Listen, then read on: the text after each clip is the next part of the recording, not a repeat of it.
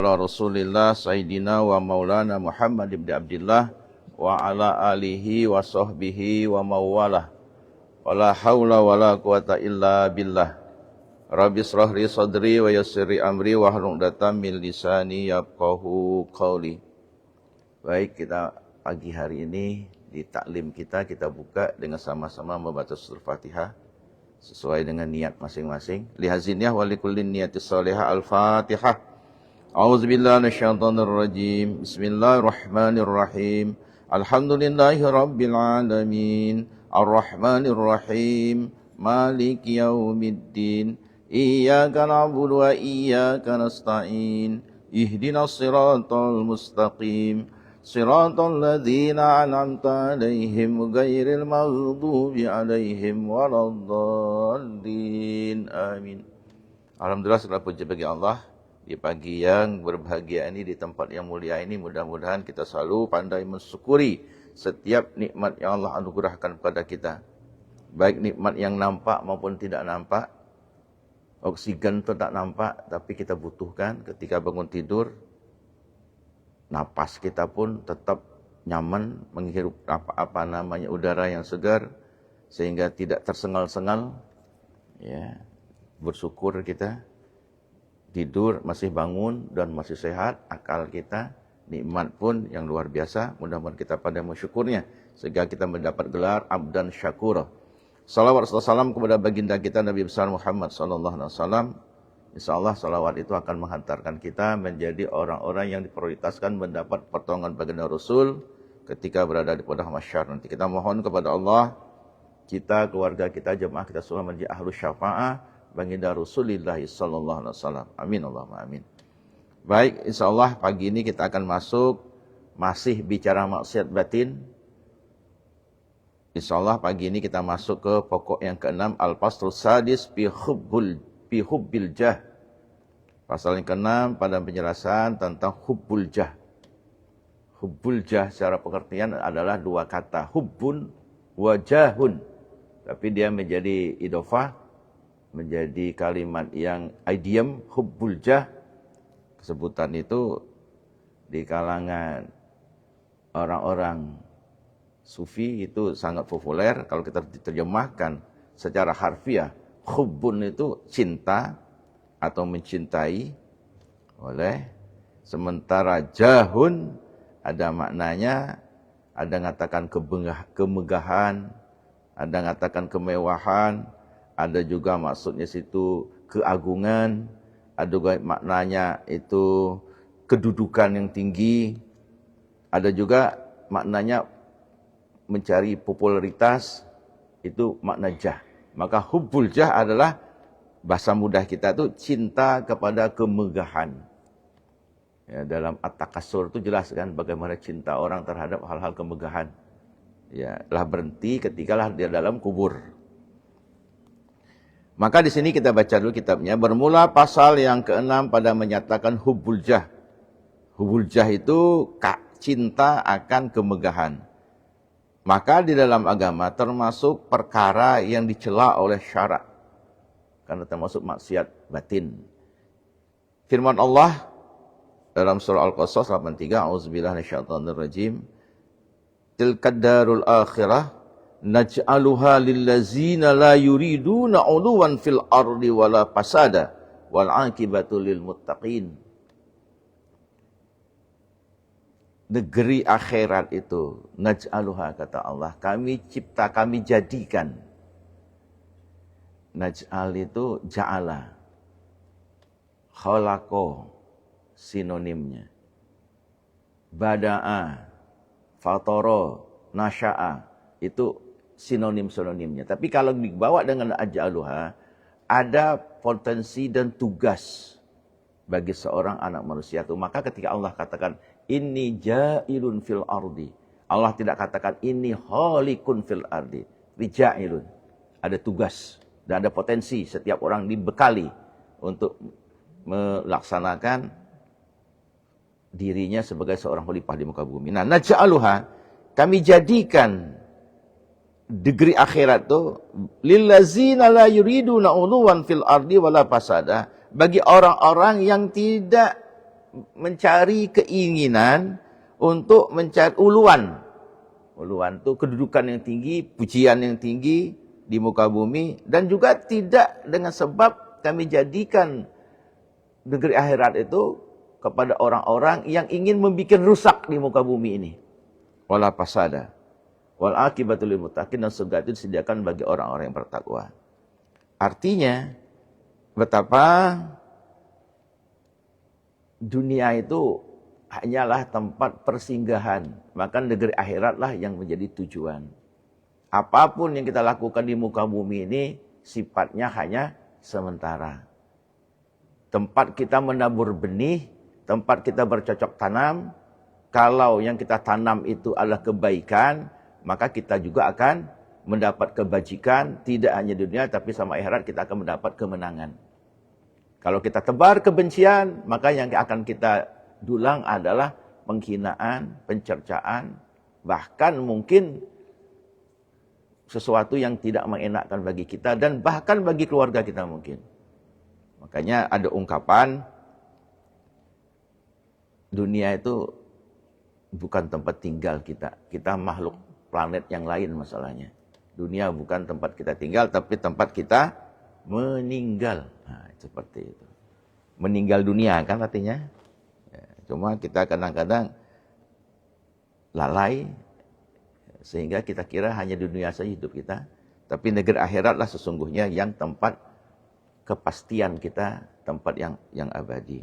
Maka di sini Allah membuka ruang kepada kita, kalaupun kita ingin mencari pujian di muka bumi, ataupun bukan tempatnya, tapi mencarilah pujian di alam yang abadi, yang kita sebut dengan alam akhir, darul akhirah. Menyangkut masalah hubbul jah ini pun, dari ayat itu Rasulullah mengungkapkan sebuah hadisnya, hubbul mali wal jahi yanbutanin an nifaq fil qalbi kama yanbutul ma'ul baqla. Cinta harta dan kemegahan yanbutani itu bisa menumbuhkan an-nifaq, sifat kemunafikan. Kenapa masalahnya? Hubbul mal akan membuat orang menjadi kikir, pelit. Sehingga ketika dia pelit, dia akan mengabaikan hal-hal menyangkut masalah keamanahannya. Kan dia akan melanggar. Orang yang cinta harta kemarin kan di pokok bahasan Sabtu kemarin, itu akan membuat dirinya menghalalkan berbagai cara. Ditabraknya norma-norma etika negara maupun norma-norma agama. Sifat amanah bisa rusak. Sifat tablignya, transparasinya pun, itu akan dilanggarkannya. Maka kan itu isyarat. Kalau dia tidak amanah kan jadi khianat. Nah, menimbulkan sifat kemunafikan. Sementara kemegahan juga demikian. Kalau kita tidak bisa meletakkan pada posisi yang benar menurut norma agama dan negara, itu kan akan menimbulkan fitnah dan bahkan bagi diri kita dan orang lain. Sehingga kepercayaan orang hilang, rasa sidik kita, jujur kita pun hilang, karena kita akan berikhtiar. Cukuplah kita ditontonkan dengan berita-berita bagaimana orang di OTT. OTT itu apa tuh? Orang tua tunu. Operasi tangkap tangan. Ya karena tempat, kalau dipangkal pinang di tua tunu memang tempatnya kan. Allah jaran sanen kan. Ya, tempatnya di situ, ditaruh kawan. Nah, jadi kan seperti itu akan menumbuhkan sifat munafik. Tidak hanya dalam perbuatannya, tapi dalam hatinya pun muncul. Nah, kama yanbutul ma'ul baqla, sebagaimana air menumbuhkan sayur-sayuran. Subur berarti. Ya, kalau ketika ada sifat mencari kemegahan maupun cinta akan harta. Nah, makanya sifat hubbul jah ini menurut Imam Ghazali adalah perilaku yang di dalam syara itu perilaku yang hina sesungguhnya. I'lam, ketahuilah oleh orang-orang yang sedang menuntut ilmu, annal jaha, bahwanya jah itu mencari kemegahan itu cinta kemegahan, intisarus syaiti. Kalimat yang luar biasa. Kalau kita cari maknanya di kamus bahasa Arab, hanya makna intisar dan said. Ternyata itu adiem. Intisarus saiti itu adalah perkara kemegahan itu, intisarus saiti, masyhur sebutannya itu di kalangan orang banyak, populer. Makanya kenapa populernya? Kita ambil contoh saja. Bikin status di TikTok kah atau ke Instagram. Bapak, orang tuanya apa, jabatannya, istrinya bagaimana, anak bagaimana, keluar mana, ke jalan kemana, membawa menenteng mungkin tas harganya, ngeri kita harganya, tidak nyebutnya apa mereknya, tapi harganya ratusan juta bahkan miliaran. Dengan ya berbagai macam-macam. Maka hubbul jah itu di samping cinta kemegahan, ada bahasa Bangka itu senang ngambuk. Tahu ngambuk tak? Nah bahasa keren sekarang flexing, pamer. Nah itu bahasa kerennya. Bahasa Bangka itu ngambuk. Sehingga orang tidak tahu jadi tahu. Nah yang masalahnya kelihatlah ke mata KPK. Mulai kan ditelusuri orang. Ada yang ngelapor. Karena kebanggaan orang terhadap kemegahan itu pun kita kadang-kadang ngeri. Kita hanya dapat dari media sosial, tidak melihat tabayun ke tempatnya. Di mana ruang parkirnya lebih luas dari suatu showroom. Berbagai macam merek kendaraan. Orang di rumah itu 4-5 orang. Tapi mobil ada 10. Langsung makai duit sih ke orang kan. Kiri kanan tempat dia makainya kan. Nah itu dengan kita, waduh. Ngeri yang terakhir kita dengar di media sosial, seorang tua menghadiahkan kepada anaknya sebuah mobil Rolls Royce dengan harga 35M. Harga sih kok masjidnya. Seperti itu. Nah itu kan bukan berarti kita iri, dengki dengan itu. Kan itu sudah marah kepada cinta kemegahan. Intisarus syaiti yang populer sebutan itu di kalangan orang banyak. Wa huwa mazmumun, kata Imam Ghazali, itu adalah perkara yang hina di dalam syarak. 35M tuh kalau kita bangun rumah sekolah yang banyak bocor di daerah timur sana, berapa banyak yang selesai. Ini hanya sikok mobil, ban yang 4 ikok. Ya. Man kita buka pabrik ban cukup tak 35M tuh? Nah, cukup. Beli karet yang ada di Bangka Belitungnya. Mana beri kayak karet gelang, setutup masjid nih. Tumpuk dalam masjid nih kan. Tahu karet gelang kan? Pacak anak-anak kita main betet-betet. Nah jadi, wahwa mazmumun. Perkara yang hina di dalam agama. Illa, kecuali tidak menjadi hubbul jah dan tidak akan hina. Liman syahharallahu ta'ala linasri dinihi wa dunyahu. Orang-orang yang Allah masyhurkan dengan kelebihan agamanya. Mungkin karena kealimannya, karena ketaatannya, itu kan agamanya. Atau wadunyahu, terkenal dengan kedermawanannya. Dunia itu maksudnya tidak hanya makna dunia secara harfiah, tetapi perannya ketika dia Allah masyhurkan. Karena ada sebagian orang dimasyhurkan dengan kedermawanannya. Ya. Dia hidup saja biasa, dikira orang tidak punya apa, tapi kedermawanannya. Nah itu Allah masyhurkan. Itu beda. Dia tidak menunjukkan taipau madonnya dia lihat kan. Taipau kan. Ya. Tai itu besar, pau lagak, besar lagak maksudnya kan.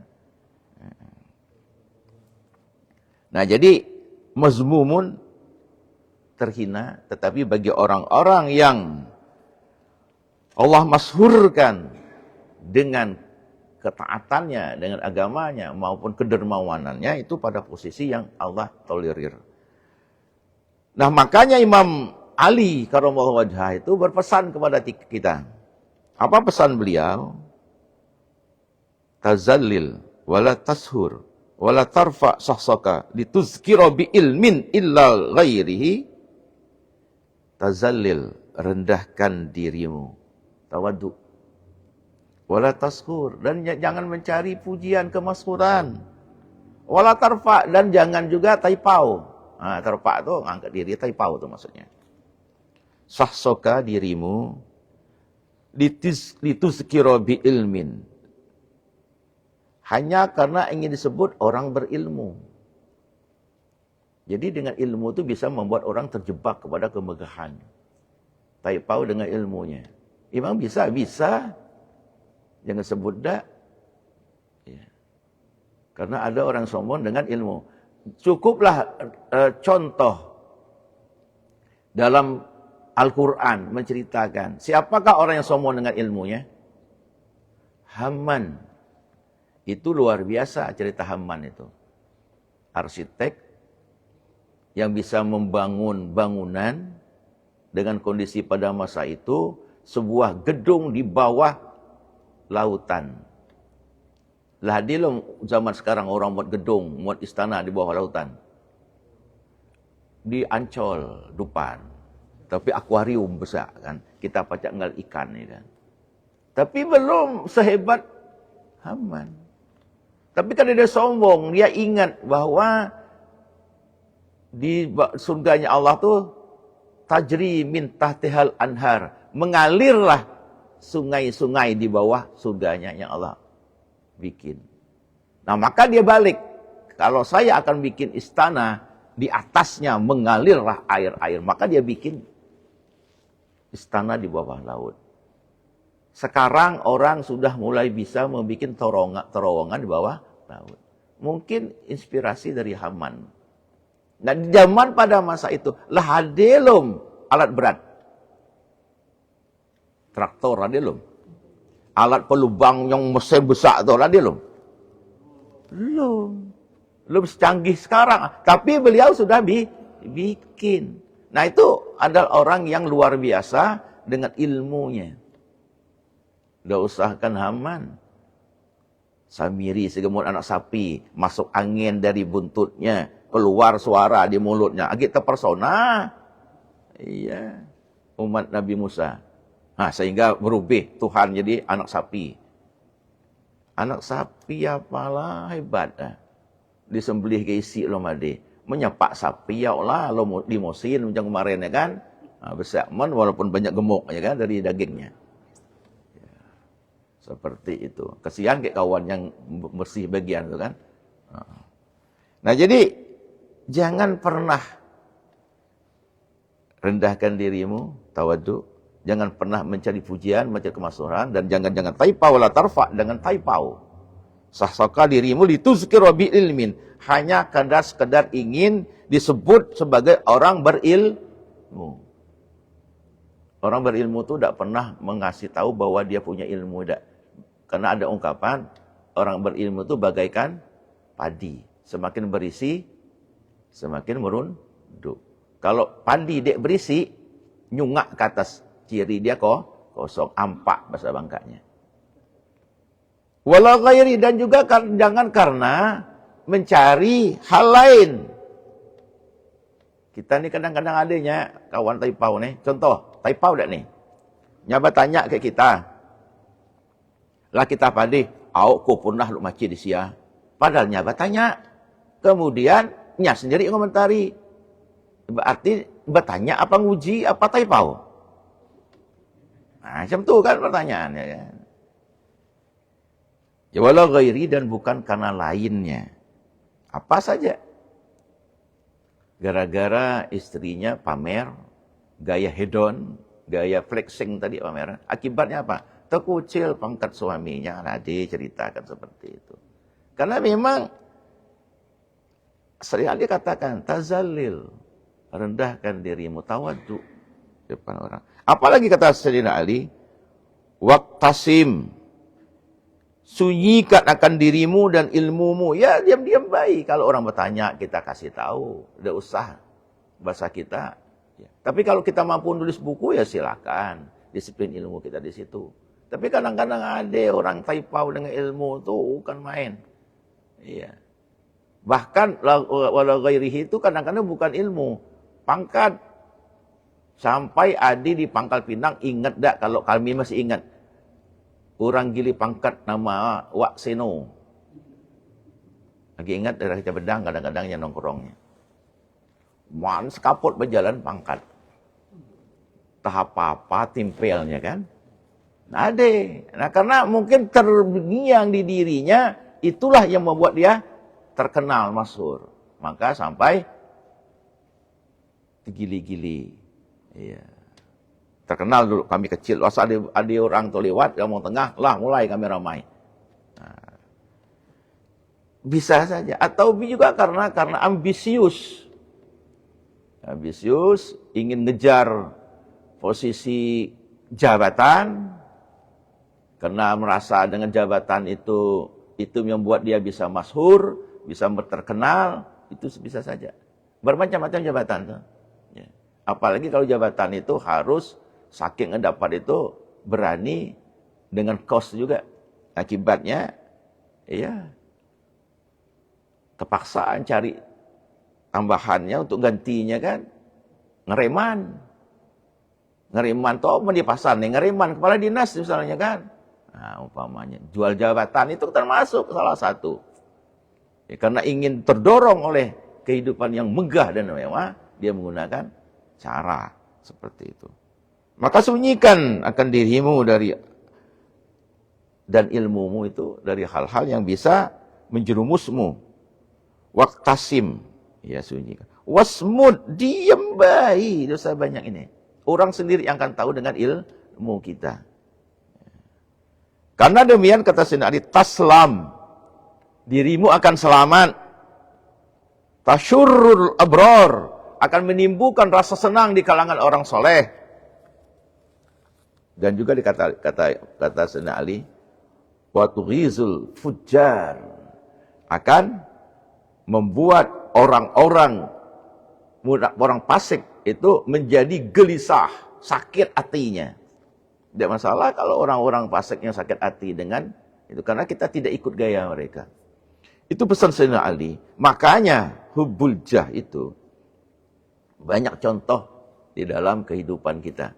Yang disebut flexing zaman sekarang, itulah hubbul jah, indikatornya. Tidak puas dengan kendaraan nih. Dulu pakai Avanza, umpama mobil 1000 umat. Apa 1 juta umat. Meningkat dikit-dikit, okelah ke Innova. Tidak puas, ingat lagi, mungkin lebih tinggi Fortuner. Tidak puas, sampai ke ganti merek, Rolls Royce. Ataupun apa lagi misalnya, Bentley misalnya kan. Ya, yang itu, Range Rover, mamanya kan. Kelas sekali kan, berjejer. Tidak puas dengan merek itu, pelat nomor, bikin lagi yang unik-unik. Tidak tahu apa motivasinya. Tapi kita punya lihat, S, daerah mana S tuh? 1 OM, Siom, apa itu maknanya? Iya kan? Apakah ada yang menggoda di situ? Iya, itu kan tidak tahu kan. Itu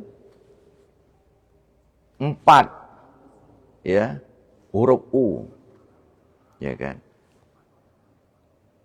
B misal pangkalnya. 4 dibikinnya, ujungnya apa? LLI. Ternyata apa? Bully. Enggak ngebully kan, bukan bisa baik kan. Banyak hal-hal tidak puas dengan merek, mungkin plat dibikin sesuatu. Ya kita tahu baik kan nama orang. Iya. 4, 1, E. Ujungnya K misalnya. Nah, berarti yang punya nama mobil itu Alex misalnya kan. Nah, itu kan bisa kita ketahui. Dan itu kan butuh biaya itu. Hal-hal seperti itu indikator. Iya. Oke ya, atau ada mau kita diskusikan ya? Silakan kalau ada. Kalau mau diskusikan. Ya silakan, Pak Ketua. Ya. Iya. Oke. Maknanya tidak searti seharfiah itu. makna la tamsil marah itu juga dipakai oleh orang-orang ketika menginspirasi lahirnya undang-undang lalu lintas. Dek patuh aturan, lampu merah terabas, itu sombong. La tamsil ardi marah. Bisa tidak taat dengan rambu-rambu lalu lintas. Atau bahasa kitanya, ketika berjalan mengusung dada. Apa maksudnya? Mengusung dada tuh. Nah, tapi kalau misal badan orang memangnya karena faktor disabilitas karena macam itu, tidak baca kita katakan maroha. Iya, apa boleh buat kan? Iya. Terpaksa bumi timpang sebelah kan, tidak baca kita katakan maroha. Tapi ada norma-norma yang tidak patut kepatutan. Berkendaraan mungkin. Atau kalau kita maknakan dengan makna lain, maroha itu keukuran kebiasaan kita bagaimana? Ya. Tiba-tiba keluar dari kebiasaan kita hanya ingin melihat kita disebut hebat. Jadi petentang apa? Petentang. Petentang apa nama? Ya. Ya ada ye ya. Ye pakai karet main anak-anak lompat ya masalah main ye mah. Ini ke ye-nya kan. Nah, jadi tidak hanya kalau masuk tamsil al-marhah itu lebih kepada kemegahan enggak, tapi perilaku. Perilaku termasuk maroha enggak? Kita pakai kendaraan besar sehingga mengganggu jalan orang lain. Minggir kita karena ada Harley Davidson lewat. Itu termasuk la tamsil ardi marhah, bercambah lagi dengan kemegahan. Makanya kalau aturan negeri umpamanya pasang kendaraan yang bumi apa? Ini namanya. Wah, kita maklum itu kan karena ada aturan ketika jenazah lewat pasang tuh ya kita hormat. Etika. Tapi kalau kita ingin petentang-petenteng tadi, ada mobil ambulan mau orang meninggal, kita sengaja di depan jalan santai kayak motor. Nah itu bisa juga kita bagian yang fil ardi marahati lah, tamsil fil ardi marahati bisa saja. Jadi ya kepatutan. Ya, jangan keluar kepatutan itu bisa saja. Bukan hanya berkendaraan, jalan kaki juga baca. Lah jelas pejalan kaki di trotoar. Sengaja ngambil garis putih tengah tuh. Mau jalan ten kata orang. Bisa juga itu perkara kita juga sombong ketika nyari mati kan namanya kan. Jadi luas sekali. Ada unsur kemegahan, ada juga tidak kadang-kadang karena ingin disebut hebat. Bukan nama hebat ya, ada nama hebat masalahnya. Oke, yang demikian masih ada lagi. Kita lanjut. Nah, jadi betapa contoh dalam kehidupan, maka dalam Islam itu hubbul jah itu memang bagian yang dibenci oleh syarak. Karena memang orang-orang yang senang flexing itu bahaya karena kepada iyalah kita ngeri, kita tahu nyebut lah karena kita tidak ngerti karena kan memang dia duit nak belinya apa merek tas ya. Harga beratus juta tuh. Apa kadang-kadang ada yang KW itu. Kadang-kadang kita kalau kita keluar katanya, "Ini Pak, oleh-oleh untuk istri, Pak. Hermes." Macam itu merek-merek itu kan. Iya, kadang-kadang. Ngeri kita kan harganya tuh. Iya. Men kita pacak rumah asuh, rumah singgah, iya kan? Malah beratus juta, muat di sini rumah singgah, banyak manfaatnya bagi kita. Tapi bagi mereka itu kan ada unsur kemegahannya, iya. Diukur seperti itu. Nah itu karena didorong oleh kebutuhan kemegahan, tadi dikatakan bisa menimbulkan, menumbuhkan sifat munafik. Munafik itu kan hilangnya sifat jujur, hilangnya sifat kepercayaan, hilangnya sifat transparansi, tabligh. Dilanggarnya sehingga dia, apalagi kalau menteri dalam negeri yang nuntut tinggi-tinggi. Tahu menteri dalam negeri? Orang rumah, maksudnya. Ya, ibu-ibu kan menteri dalam negeri, bagian dalam rumah. Nuntut misalnya. Kawan, lurah, lah pakai Bentley, bukan kan. Nah yang diri kepala dinas misalkan. Nak nuntut teriaki, itu awas hati-hati. Akibatnya, betapa banyak yang ngereman, akhirnya, 7 batang yang terakhir kemarin. Ya, kena ditangkap kan ujung-ujungnya kan. Nah, itu bahaya karena termasuk jual beli jabatan. Itu bisa karena didorong oleh keinginan itu hidup hedon, bermewah-mewah, maka berbagai cara untuk mendapatkan biaya yang hidup yang hedon seperti itu. Bahayanya, dampaknya bagi kehidupan kita itu membuat orang akan menjauh secara tak langsung dari aturan norma agama. Menjauh dari Allah. Karena dia dah takut lagi. Apa rokib dan atib di kiri kanannya diabaikannya. Dia tahu tanya. Kita berdua. CCTV di mana-mana. Oke, CCTV dia pasang manusia. CCTV dia pasang Allah. Dinding dia pajak dia mata kan. Seperti itu. Karpet dia pajak jadi mulut. Setiap apa lebih hebat lagi. Nah jadi membuat orang itu semakin tidak dekat dengan Allah, semakin jauh. Akibatnya apa? Menghilangkan semangat maupun fokus beribadah. Allahu Akbar. Pikirnya kemana-mana. Kan akibatnya ibadah pun jadi rusak. Keterbayang. Bohong kalau tidak terbayang.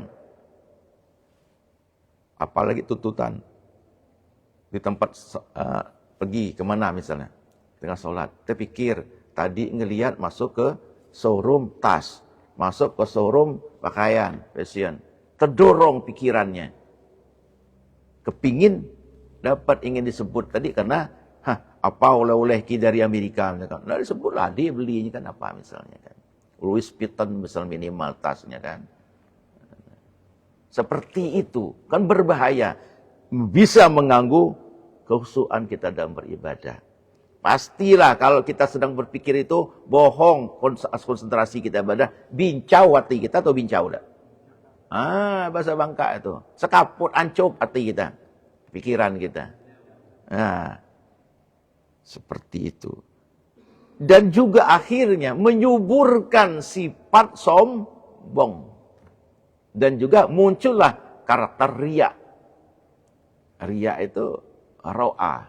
Bukan riya nama orang, maaf Bu Ria. Ya. Riya dalam Islam itu roya, alif, hamzah, riya. Dari ro'ah. Pamer. Ingin minta puji dilihat orang. Ya. Baik dari segi pakaian, baik dari segi apa. Dulu kita ada kadang-kadang batu kok. Sampai kita pamer. 10 jari penuh isi pakai gali. Iya, dari mulai batu belacan. Batu belacan mau. Dari Kalimantan tak? Oh bacan. Kalau gue belacan di Bangka. Ya, dari batu bacan sampai bermacam-macam. Ujung-ujungnya batu yang sifatnya kelas ningru. Kena kening biru. Nah itu yang bahaya. Itu bisakah pamer? Bisa. Kepatutan cincin itu di mana makainya? Kalau ada kelingking jari manis. Rasul nyontoh seperti itu. Bukan berarti seluruh jari ya. Jadi tesi berarti ya. Ninggal loh. Bukan meninggal kan. Pakai cincin kali-kali kan. Ya.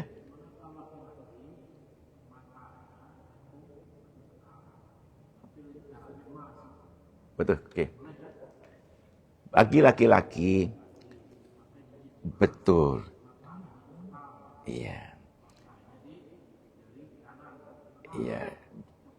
Nak di tangan kiri dengan kanan kalau dia emas. Walaupun tidak nampak emasnya, ketika dihancurkan ada kandungan emasnya, haram bagi laki-laki. Yang boleh pakai cincin emas tuh emas. Emas di seberang nih. Tapi kalau emas tetap haram. Kita harus pahami. Ada emas yang haram bagi laki-laki, ada harir, sutra. Pernah dikaji. Kenapa Islam Rasulullah lah paham? Kenapa itu diharamkan? Sahabat tidak bertanya. Tapi umat ujung akhir zaman ini bertanya. Kenapa Islam melarang laki-laki pakai emas tuh? Kecuali beberapa tempat boleh. Karena bagian dari al-adatul muhakkamah, kaidah fikihnya. Ada, nanti kita jelaskan. Yang mana adatul muhakkamah. Tapi kalau cincin itu bagian dari perhiasan, tidak boleh. Perlu kita ingat, orang laki-laki yang sering memakai emas, yakinlah peredaran darah yang tidak baik. Maka jangan heran, karena galak pertigu. Kan darah ke suplai ke otak kan tidak bagus. Mendingan pertigu, perlimo, tambah lagi pertigu gelas susah. Apalagi per 9 kan. Karena memang emas itu bisa mengganggu peredaran darah kita. Apa sebab perempuan boleh? Perempuan itu ketika pakai emas, dia ada saat dia menguraskan darah kotornya lewat haidnya. Jadi ketika kita pakai emas, hasil penelitian sains itu diserap oleh tubuh kita, masuk kepada darah kita. Maka bagi laki-laki karena tidak pernah mengeluarkan darah kecuali bebekem. Ya kan? Tapi kan tidak rutin. Nah, perempuan kan rutin. Nah, pertanyaan bagaimana orang sudah menopause? Dia sudah punya antibody karena sudah pernah dikuras. Makanya bagi laki-laki tidak bisa. Makanya apakah emasnya ukuran jelas emasnya ataukah ada kandungannya? Di lebur ada emas tetap haram. Ada yang boleh dipakai bagi emas, bagian dari adatul muhakkamah. Pertama, pernah tidak ngeliat gigi orang gigi emas? Kan ada satu komunitas kita yang giginya ompong, kami ini umpama dipasang gigi emas, boleh untuk menghargai nilai kemanusiaannya. Kemudian al-arqam itu apa? Hilang hidung. Karena Abraha itu kan hidungnya hilang, maka ada al-arqam, orang yang dia berhidung. Dia ganti ke emas. Boleh. Kemudian mana lagi? Pangkat-pangkat bagian dari penghargaan di dalam kepangkatan. Apakah pangkat kopral, ya kan, perwira menengah dengan perwira tinggi, bintang, atau emas bukan tuh? Kalau emas ada masalah. Karena melekat pada jabatannya. Itu bagian dari al-adatul muhakkamah yang berlaku di negeri. Tapi kalau misalnya ada orang katakan emas putih, sama hukumnya emas. Apa emas putih? Swasta apa-apa. Jadi emas berapapun nilainya bagi laki-laki tetap dilarang. Sama dengan sutra. Nah kalaupun ada yang makai, apakah tujuannya kemegahan? Tapi jangan nuan-nuan gede makai. Berapa mata cek? 50 mata. Berapa duit 50 mata tuh? Diiris kawan jadi tengah tidur lah. Ya. Karena semata nak berapa sekarang kan? 50 mata tuh berapa gram tuh? Iya. Nah, jadi hati-hati. Kenapa Islam melarang laki-laki itu pakai emas? Ada untuk kesehatan kita sesungguhnya. Karena jangan heran orang sana kadang-kadang galak sesak napas, mungkin darah tidak bagus. Kepala galak pusing. Karena kita punya teman, kita nasihatkan. Ujung-ujung tidak mempan, akhirnya kelak tengah tidur kami nguntang jari ya. Terpikirnya kan, paginya galak pergi-pergi. Besar cincin itu 50 mata. 10 mata, galak lumayan kan 50 mata. Memang dalam kesehariannya itu begaduh, sakit kepala, begaduh, jantung berdebar-debar, badan ngilu-ngilu.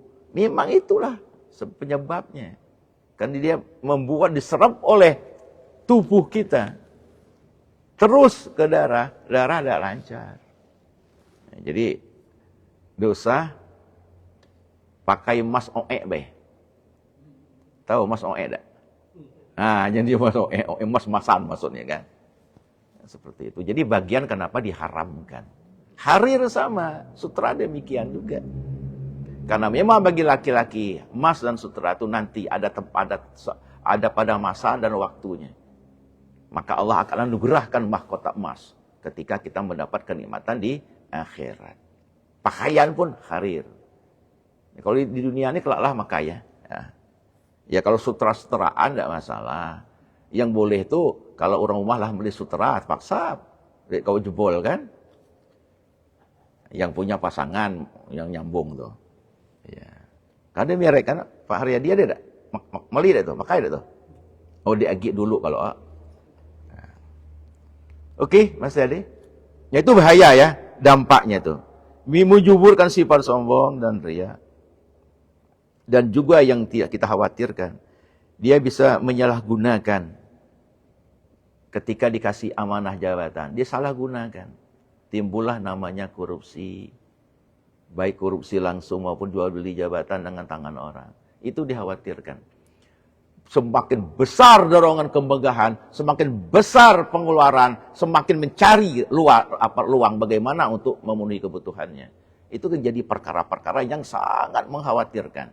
Makanya Islam termasuk perkara yang dibenci oleh syarak ketika orang mengejar kemegahan. Mudah-mudahan apa yang diajarkan oleh agama kita, hal-hal menyangkut penyakit batin itu, pasti ada maslahat untuk hidup kita. Dan juga dalam hidup kita bermasyarakat. Apalagi kalau orang yang hidup megah itu pelit, sekakar. Nabi cepat kawan. Bagaimana berniat buruk. Akibatnya lingkungan dan keamanan juga bisa terganggu. Karena taipau tadi. Cukuplah kasus beberapa orang DPR kena mulut.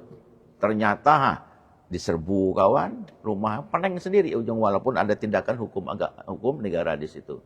Tapi yang pasti, apa yang Allah lewat Rasulnya beri pelajaran kepada kita tentang hal-hal yang menyangkut masalah penyakit batin ini, terutama hubbul jah ini, pasti ada maslahat dan manfaat untuk kita. Dan kalau kita lakukan, pasti ada mudarat dan masadat bagi hidup dan kehidupan kita. Mudah-mudahan apa yang disampaikan hari ini bermanfaat untuk kita semua. Usikum wa nafsi bittaqwallah. Wallahu muwaffiq ila aqwamit thoriq. Wassalamualaikum warahmatullahi wabarakatuh.